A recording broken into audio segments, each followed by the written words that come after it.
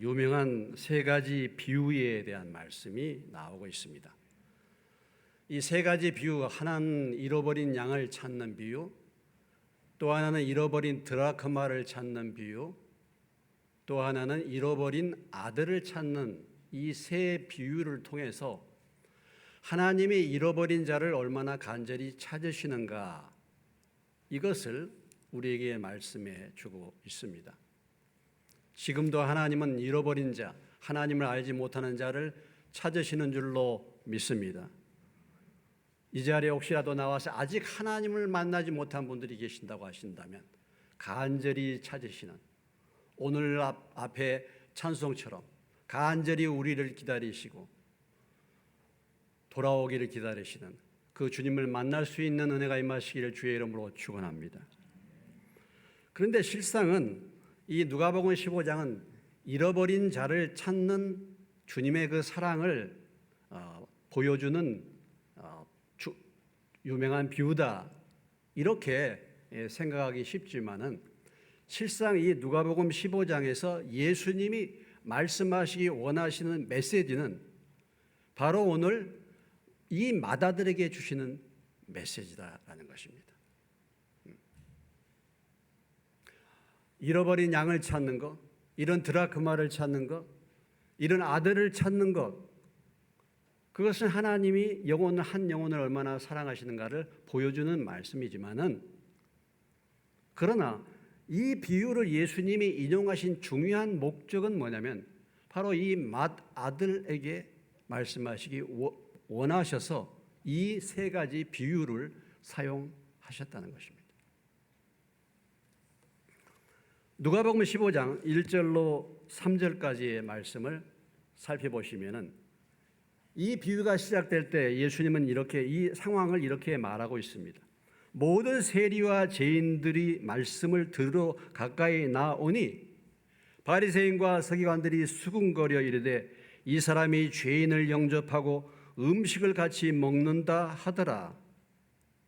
예수께서 그들에게 이 비유로 이르시되, 그렇습니다. 그러니까 예수님이 지금 모든 세리들과 죄인들과 함께 지금 음식을 나누고 그들에게 말씀을 전해주고 있을 때에 바리새인과 서기관들이 거기에 대해서 비판을 했다, 수군거렸다라는 것입니다. 이 사람이 죄인들을 영접하고 음식을 같이 먹는다, 이런 죄인들하고 어울리다니 하면서 예수님을 지금 비판했다는 것입니다. 그래서 이 상황 속에서 예수님이 지금 이 비유를 들어서 말씀을 하신 것입니다. 그리고 이 비유를 들어서 말씀을 하시면서 바로 비방하는 서기관과 바리새인들, 이들에게 본론의 말씀을 주고 있는 것인데, 바로 이 맏아들은 누구냐? 맏아들은 바로 이 서기관과 바리새인들을 의미하는 것이라고 볼 수가 있는 것입니다. 여기 잃어버린 양, 이런 드라크마, 그리고 무엇보다도 아버지를 떠나 재산을 탕진하고 허랑방탕한, 그리고 돌아온 이 둘째 아들, 이 둘째 아들은 사실 누구를 말하냐면은 모든 세리와 죄인들을 사실은 상징하고 있는 것입니다. 그들이 돌아와서 주님과 더불어 음식을 먹는 그것을 시기하고 질투하고 비방했던 이 서기관과 바리새인들을 오늘 예수님은 이 맏아들로 비유해서 말씀을 전해주고 있다는 것입니다. 자, 이 둘째 아들이 지금 아버지의 재산을 가지고 먼 곳으로 가서 허랑방탕 다 먹고 마시고 했습니다. 너무 상황이 비참하게 되었죠. 이제 어떻게 할까? 방법이 없어요. 차라리 우리 집에 가면은 그래도 먹을 거 있었는데 내가 아들로 간 게 아니라 내가 정말 종으로서 가면은 과연 아버지가 나를 받아주실까? 그렇지만 그럼에도 불구하고 다른 방법이 없으니까 이 아들이 이제 아버지께로 찾아왔습니다. 그러나 아버지는 이 집 나간 이 둘째 아들을 간절히 기다렸다는 것을 볼 수 있죠. 그래서 멀리서 상가가 거리가 멀 때 아버지가 나와서 그 아들을 영접하고 그리고 그 아들에게 가락지를 끼워주고, 이 말의 의미는 다시 아들로 받아준다는 것이죠. 그의 권리를 회복해 준다는 것입니다. 그리고 잔치를 벌렸죠. 이 잔치를 벌리는 것이 그 송아지를 잡는 소를 잡는 그런 잔치를 벌였습니다. 살찐 송아지를 끌어다가 잡으라 우리가 먹고 마자. 그러니까 이 잔치는 조그만 잔치가 아니라 동네 사람들까지 초청해 가지고 지금 벌리는 잔치라고 볼 수 있는 거예요. 예? 그런데 오늘 마다들 그러한 일들에 대한 마다들의 반응이 오늘 25절로 30절까지의 말씀에 나와 있습니다. 자, 그 말씀 우리가 주목해서 살펴가겠습니다. 마다들은 밭에 있다가 25절 돌아와 집에 가까이 왔을 때 풍악과 춤추는 소리를 들었다. 마다들은 밭에 있다가 돌아왔다. 마다들은 참 지금 그때까지도 밭에서 일하고 있었던 아들이죠. 일을 하고 있다가 돌아왔는데 집에 가까이 와보니까 집에서 풍악과 춤추는 소리가 들린다. 이게 어찌된 일인가 하고서 종을 불러가지고 이게 무슨 일인가 하고 물었더니 대답하기를 당신의 동생이 돌아왔음에 당신의 아버지가 건강한 그를 다시 맞아들이게 됨으로 인하여 살찐 송아지를 잡았나이다 하는 것입니다. 자기는 일하고 돌아왔는데 아니 집에서 재산 가져다가 다 말아먹은 허랑방탕해서 다 말아먹고 돌아온 그 못된 동생을 아버지가 맞이해서 귀양 축하 파티를 벌리고 있다 이거죠. 귀양 축하 환영 파티를 지금 벌리고 있다는 것입니다.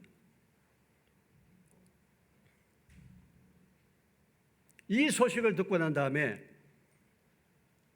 이 마다들이 얼마나 화가 나겠습니까? 그래서 오늘 28절은 이렇게 말하고 있죠. 그가 노하여 들어가고자 하지 아니하거늘. 정말 분노가 일어나죠. 응? 이럴 수가 있는가? 이럴 수가 있는가? 그래서 이제 들어가기를 꺼리는 것이죠. 둘째 아들이 집을 나갔다가 돌아오니까 큰 아들이 집을 나가는 거예요. 둘째 아들이 집을 나갔다가 돌아왔더니 큰 아들이 삐쳐가지고 집에 안 들어옵니다. 이런 상황이 지금 벌어진 것이죠. 그러니까 아버지가 나와서 아들을 설득한 거죠. 아들에게. 그러니까 이 아들이 자기가 분노한 그 이유를 지금 29절로 30절에서 얘기하고 있습니다. 아버지께 대답하여 이르되 내가 여로의 아버지를 섬겨 명을 어김이 없거늘 내게는 염소 새끼라도 주어 나와 내 벗으로 즐기게 하신 일이 없더니 아버지의 살림을 창녀들과 함께 삼켜버린 이 아들이 돌아오매 이를 위해서는 살찐 송아지를 잡으셨나이다. 그가 분노한 이유를 지금 이제 아버지에게 지금 이유를 지금 말하고 있죠. 여러 해 동안 내가 아버지를 섬기는 데 있어서 아버지를 순종했어요. 정말 나는 모범적인 아들이야. 나는 정말 효자야. 아니 정말 아버지의 마음을 아프게 한 적도 없고 아버지의 재산을 갖다가 어디서 가서 이렇게 허비한 적도 없고 아버지의 말씀을 따라서 열심히 일해왔던 지금 아들입니다. 나는 그런 아들이에요.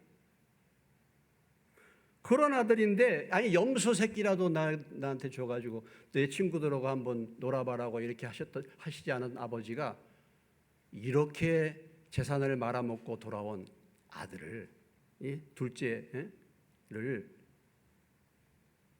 송아지 잡아가지고 파티해 준다는 게 말이 됩니까? 응? 여기에 대해서 분노가 일어났다죠. 여러분, 오늘 이 작은 아들의 문제가 아니 맏아들의 문제가 무엇입니까? 맏아들은 어떤 사람입니까? 아까 처음에도 말씀해 드렸듯이 지금 이 맏아들은 서기관과 바리새인들을 말하는 것이죠. 문제가 없습니다. 나는 도덕적으로 나는 말씀을 따라서 똑바로 살았어요, 지금까지. 그런데 이 작은 아들, 이 둘째 아들, 아버지를 떠나서 제멋대로 살았던 이 아들, 재산까지 다 탕진한 이런 아들을, 그런 아들을 받아들여 가지고 송아지를 잡아주다니 내 기준으로는 도저히 용납할 수가 없는 거예요. 용납할 수 없어.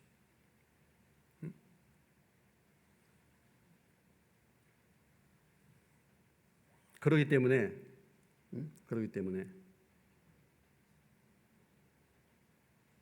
도저히 내가 참을 수가 없습니다. 이런 얘기죠.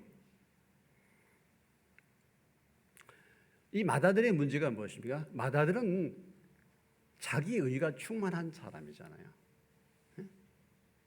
맏아들은 올바른 사람입니다. 자신을 스스로 의롭다고 하는 사람이야. 아니 그래도 세상을 살 때 남들처럼 악하게 살지 않고 내가 그래도 기준을 지키면서 내가 내 나름대로 정의를 위해서 살았다 하는 것이죠. 이런 사람의 기준은 다른 사람의 잘못을 받아들이기 어렵습니다.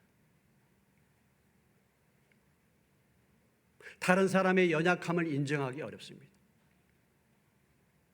이렇게 되면 비판이 앞서죠. 사실 이게 비판이 앞서는 이유가 무엇입니까? 내가 당신보다는 낫다는 거 아니겠습니까? 지금 나와 둘째 동생은 정말 수준이 너무 달라요.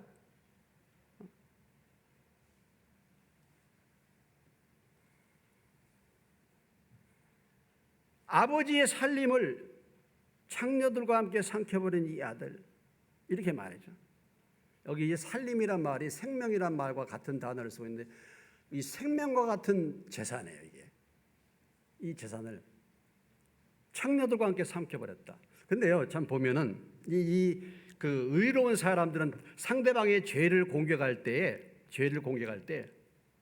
자기의 의가 충만하다 보니까 상대의 죄를 과장하기가 참 쉬워요. 오늘 이 둘째 아들이 허랑방탕해서 돈을 다 써버렸는데 창기 들어오고 창녀 들어오고 놀아놨다는 말은 없어요. 예? 그런 말 없어요. 우리가 앞에 보시면 알지만. 그러니까 아주 이놈이 정말 못된 짓을 했는데 분명히 그렇게 했을 것이다. 갖다 붙이는 겁니다. 더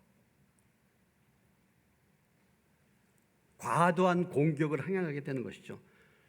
상대의 비리에 대해서 과도하게 내가 더 의롭다는 삶을 사는 사람들은 그렇게 단정하고 그렇게 추측하고 그렇게 과장하는 것입니다.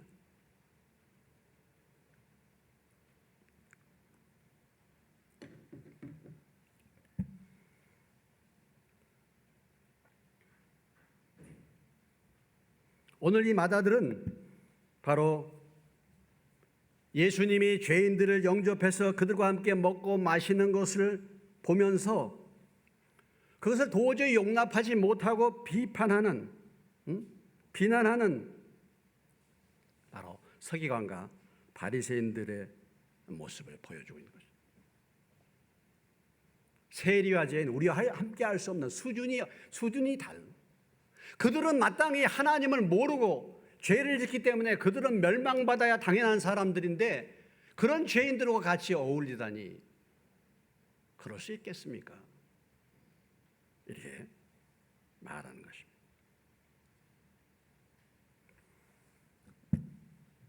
오늘 이 아들의 가장 큰 문제가 무엇입니까?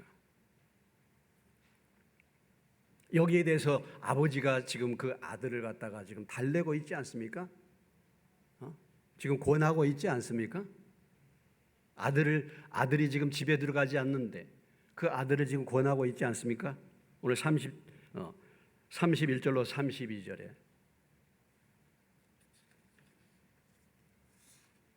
이 마다들을 설득하기 위해서, 이 마다들을 다스리기 위해서 아버지가 하는 얘기입니다. 예, 31절 너는 항상 나와 함께 있으니 내 것이 다 내 것이로되 이 내 동생은 죽었다가 살아났으며 내가 잃었다가 얻었기로 우리가 즐거워하고 기뻐하는 것이 마땅하다 하니라. 그랬어요.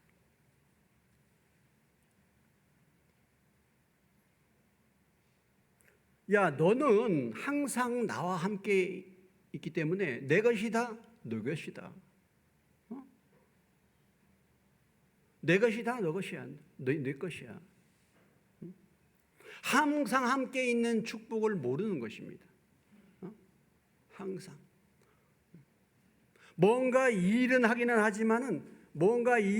하지만은 마음에 불평이 있는 거예요.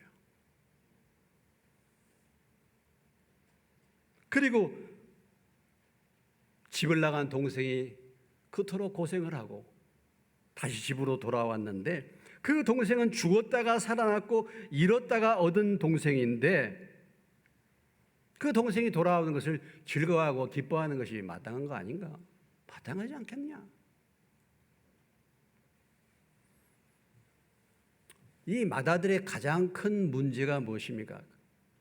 가장 심각한 문제가 무엇입니까? 오늘 메시지의 초점이 무엇입니까? 아버지의 마음을 모른다는 것입니다. 아버지의 마음. 고린도전서 2장 16절 말씀에 이런 말씀이 있죠. 같이 한번 읽겠습니다. 누가 주의 마음을 알아서 주를 가르치겠느냐? 그러나 우리가 그리스도의 마음을 가졌느니라. 누가 주님의 마음을 알아서 주님을 가르치겠느냐? 누가 주님의 마음을 알아? 오늘 아버지의 마음이 어떠한 마음입니까? 아버지는 그 둘째 동생이 회개하고 돌아오는 것이 이것이 아버지가 얼마나 큰 기쁨이 되겠습니까? 그런데 이 마다들은 그 아버지의 마음을 전혀 모르는 거예요.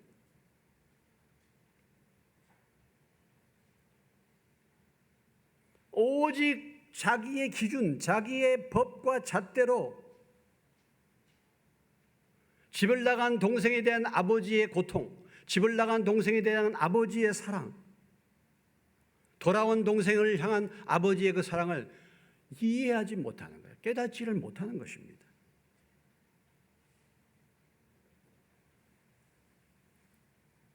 그러니까 지금 이 마다들은 아버지와 같이 지내면서 아버지와 사랑의 관계 속에서 일을 하는 것이 아니라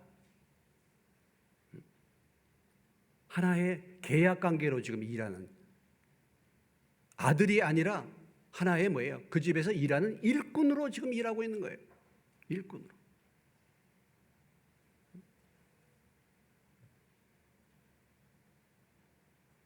누가복음 15장 7절에 한 영혼이 돌아오기를 정말 하나님이 얼마나 기뻐하시는가?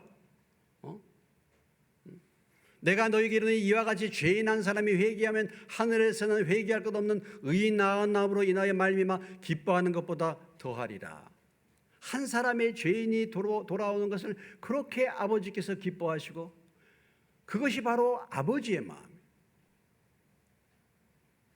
집을 나간 이 동생이 돌아오는 것을 얼마나 기다리시고 돌아왔을 때의 그 아버지의 기쁨, 자식에 대한 그 사랑, 이것을 마다들은 전혀 헤아리지 못했다라는 것이죠.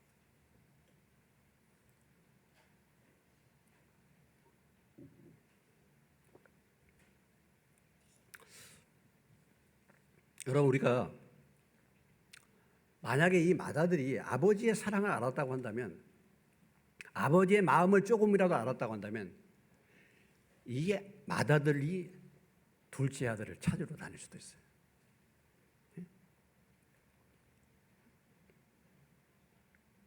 정말 아버지의 마음을 이 마다들이 알았다고 한다면, 옛날에 뭐 되게 큰 아들은 다 그 집안의 중요한 인물 아닙니까? 그래도 되게 큰 아들, 큰 딸이 뭐 집안의 책임을 가지고 그렇게만 했잖아요. 그리고 이 큰아들은 지금 작은 아들보다 몫을 2배나 더 받았습니다. 율법에 의하면 큰아들이 몫을 2배를 더 받았죠.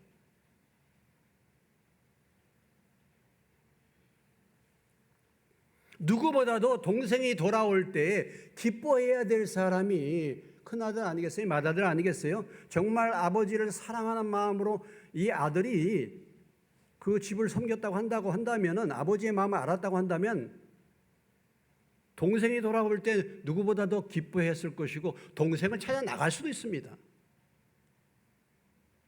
그런데 집안에 들어온 동생을 갖다가 이렇게 말하는 거예요. 30절에 아버지의 살림을 창녀들과 함께 삼켜버린 이 아들이 돌아오매, 이렇게 말해요.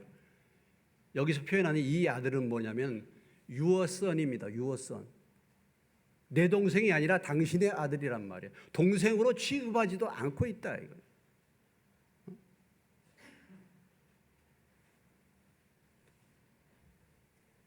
아버지의 마음을 모르는 거예요.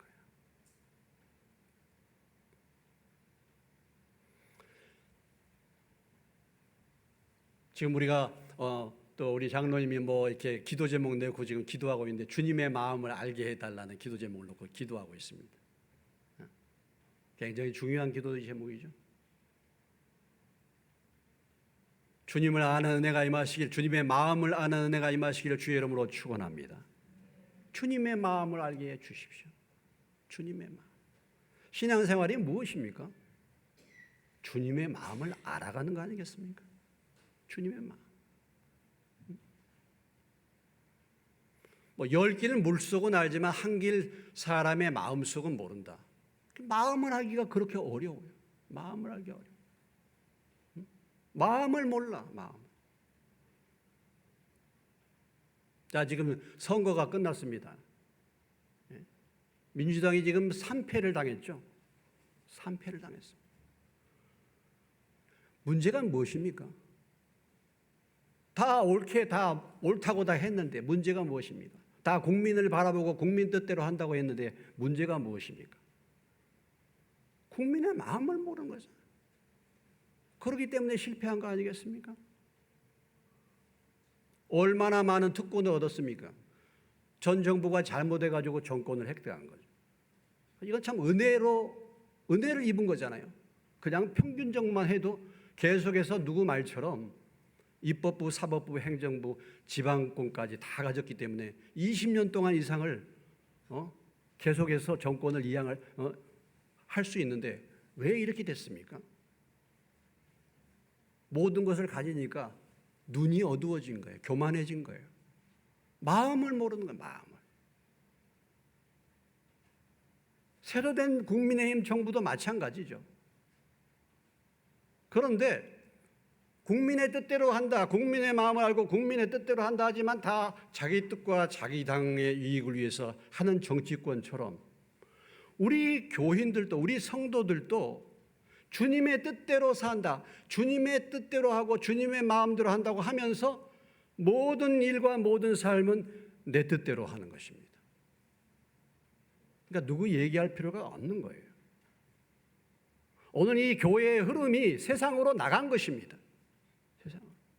말은 그래요. 말은 주님의 뜻대로 산다고 말합니다. 그럼 주님의 뜻대로 산다고 한다면 주님의 마음을 알아야죠. 여러분, 사람의 마음을 알기도 어려운데 주님의 마음을 어떻게 알 수 있습니까? 근데 말은 다 그래요. 주님 뜻대로 살고 주님 마음대로 산다고 말하지만은 다 내 뜻대로 하는 것입니다. 가만히 보세요. 그러니까 어떤 시련이 오고 문제가 와도 그 문제의 원인을 알지 못하는 거예요. 한 번 실패했잖아요. 그러면 실패했으면은 거기에 경고를 받고 고쳐 나가야 되잖아요. 한 번 실패해도 끄떡 없습니다. 2번 실패해도 끄떡 없습니다. 3번 실패해도 끄떡 없어요. 4번째 가면은 또 끄떡 없으면 없어질 수도 있죠. 망할 수도 있는 것입니다. 우리는 그렇지 않습니까, 여러분? 내가 어떤 문제를 겪었어요. 사고를 당했어요. 응? 가정에 풍랑이 왔어. 꼬여요. 관계가 파괴됩니다. 물질이 손해를 봅니다. 질병이 찾아옵니다. 이렇게 해도 끄떡하지 않습니다. 왜 그렇습니까? 주님의 마음을 모르기 때문에 그런 거예요. 오늘 코로나로 하나님이 징계하시고, 전쟁을 통해서 징계하시고, 이런 모든 상황들을 통해서 징계하시고 정신 차려라 라고 말씀을 해도 뭐가 뭔지를 몰라. 잠언 4장 19절에 이런 말씀을, 악인은 그 눈이 깊은 어둠 같아가지고 자기가 왜 넘어지는지를 알지 못한다. 왜 이런 문제가 생겼는지 알지 못하는 것입니다. 그리고 그 길을 계속 가는 거예요. 그러면서 문제는 뭐냐면 나는 잘해 나가고 있다라고 하는 것입니다. 여러분, 오늘 이 아버지의 가장 중요한 메시지, 말씀이 무엇입니까?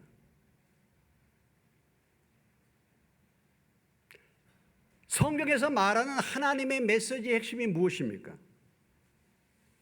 마태복음 22장 36절로 40절에 말합니다. 선생님, 율법 중에서 어느 계명이 크니까? 예수께서 이르시되 내 마음을 다하고 목숨을 다하고 뜻을 다하라. 주 너의 하나님을 사랑하라 하셨으니 이것이 크고 첫째 되는 계명이요 둘째도 그와 같으니 내 이웃을 내 자신같이 사랑하라. 모든 계명의 핵심이 무엇입니까? 하나님을 사랑하고 이웃을 사랑하라. 사랑하는 메시지, 사랑하라는. 그런데 오늘 이 마다들은 자기가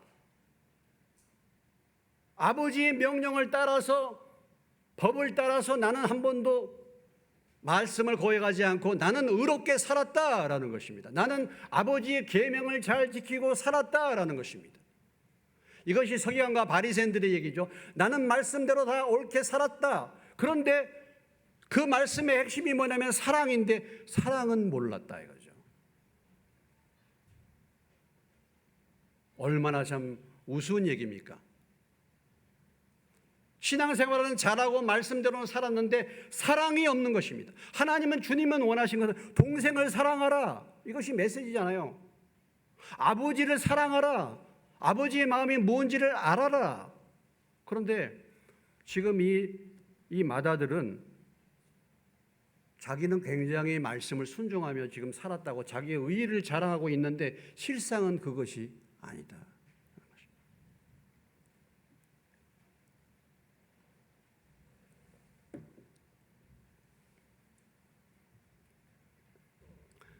이런 동생을 찾는 것은 큰아들도 책임이 있는 것입니다. 그렇지 않습니까? 그리고 이렇게 지금 잔치를 벌이면요, 원래는 잔치를 벌이면요, 그 집안에서 동네 사람들 초청해서 잔치를 벌이면 이 마다들이 그 잔치에 일꾼이 돼야 돼. 동네 사람도 와 있고 그러니까. 앞장서서 동네 사람들 초청해가지고 이 잔치를 벌이면 내 동생도 돌아왔으니까 아버지와 함께 즐거워하면서 동네 사람들 살찐 송아지를 잡아가지고 식사 제대로 하시라고 인사도 하고, 이 마다들이 앞장서서 나가야 되는데 삐쳐가지고 들어오지를 않는 거야. 이것은 아버지에게 순종하고 효도하는 것이 아니라 아버지를 모독하고 아버지에게 망신을 주는 것입니다. 본인 생각에는 지금까지 아버지와 변함이 없이 나는 아버지의 말에 순종하며 살았습니다 하는데 실상은 그것이 아닌 거예요, 사실은.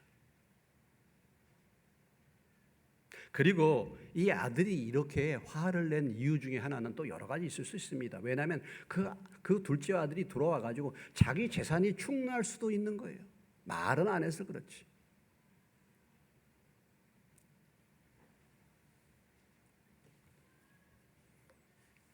내가 의롭다 하고 하는 사람, 나는 똑바로 가고 있어. 다른 사람을 정죄하고 비판하고, 그러나 실상은 그 심령 속에는 그것이 아닌 것이죠. 실상은 그 안에 이기심이 있는 것입니다. 그리고 기쁨을 상실한 거예요. 그러니까 이 마다들은 누구를 떠났습니까? 집을 떠나진 않았지만 아버지의 마음을 알지 못하니까 아버지를 떠났어요. 그 다음에 또 누구와의 관계를 지금 단절시키고 있습니까? 동생을 떠났어요. 그리고 그 기쁨의 잔치에 들어가지를 않아 공동체를 떠난 거예요. 둘째 아들은 아버지를 떠났지만은 이 맏아들은 아버지와도 격리되고 동생도 버리고 기뻐하는 공동체에도 들어가지 못해. 라는 것이 기쁨을 상실한 것입니다. 기쁨을.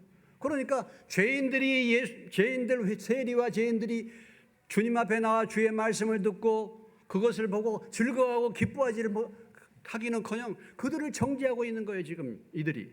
이것이 바로 맏아들의 모습입니다.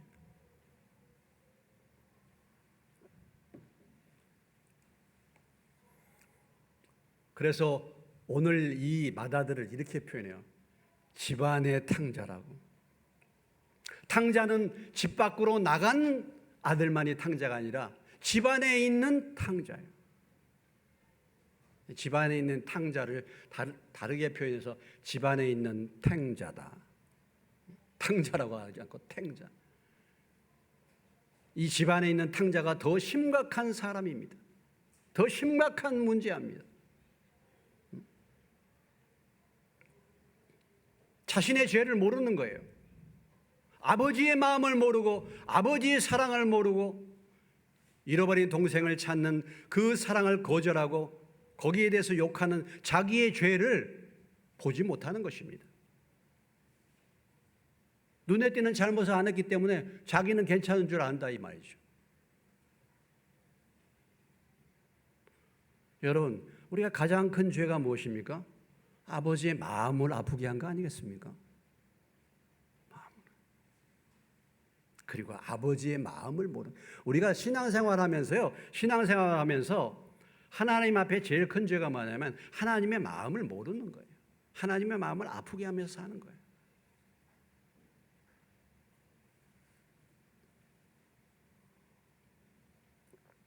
차라리 죄를 지어서 내가 죄인으로 확 드러나가지고 나는 정말 죄인이기 때문에 어쩔 수 없이 나는 회개할 수밖에 없는 죄인, 이렇게 확 드러나가지고 회개하는 죄인이 훨씬 더 낫습니다.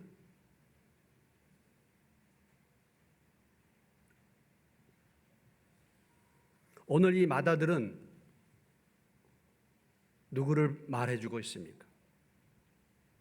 오늘 주님의 마음을 알지 못하고 교회에서 신앙생활하면서 자기 열심과 자기의 의의를 가지고 신앙생활하는 사람들, 그런 사람들이 바로 이 맏아들을 상징적으로 보여주고 있는 것이라고 볼 수 있는 것입니다. 어떤 분이 이 말씀을 이렇게 상상을 해가지고 해봤어요. 만약에 이 탕자가 돌아올 때 아버지를 만나지 않고 둘째 이 맏아들을 만났더라면 어떤 일이 벌어졌을까? 탕자가 집에 이제 고생하다가 집으로 돌아왔을 때에 아버지를 만나지 못하고 이 맏아들을 만약에 만났다면 어떤 현상이 벌어졌을까라는 것입니다. 여러분, 어떤 일이 벌어졌겠습니까?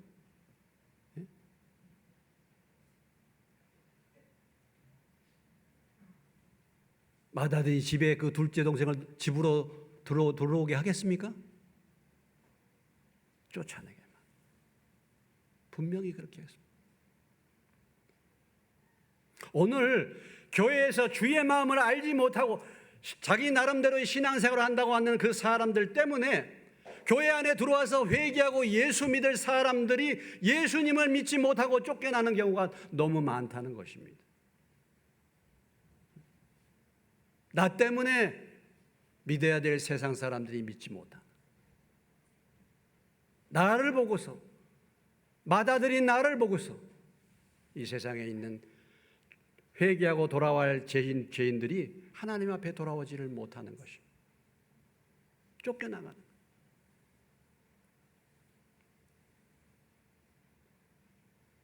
나의 의로 해서 내가 신앙생활 열심히 하고 내가 지금까지 이렇게 하고 새로운 사람들이 인정을 받고 칭찬을 받고 그들에게 관심 주면은 거기에 대해서 시기 질투하는 거예요. 이게 뭐냐? 이게 다 맏아들 아니겠습니까? 아니 새로운 신자들이 들어와서 은혜를 받으면 그들을 위해서 기뻐하고 그들이 더 잘 되기를 바라고 해줘야 되는데 내가 교회에서 열심히 신앙생활 내가 이 교회의 누군데 다른 사람 나에게는 관심 가져주지 않고 다른 사람들에게 관심 가져주고 뭔가 이거 불편하다 이거예요. 나도 좀 대접받고 싶은데 왜 송아지를 잡아줘? 나는 염소 새끼 한 마리 안 주면서 이렇게 신앙생활하고 있지 않습니까 혹시? 이것이 맏아들의 모습입니다.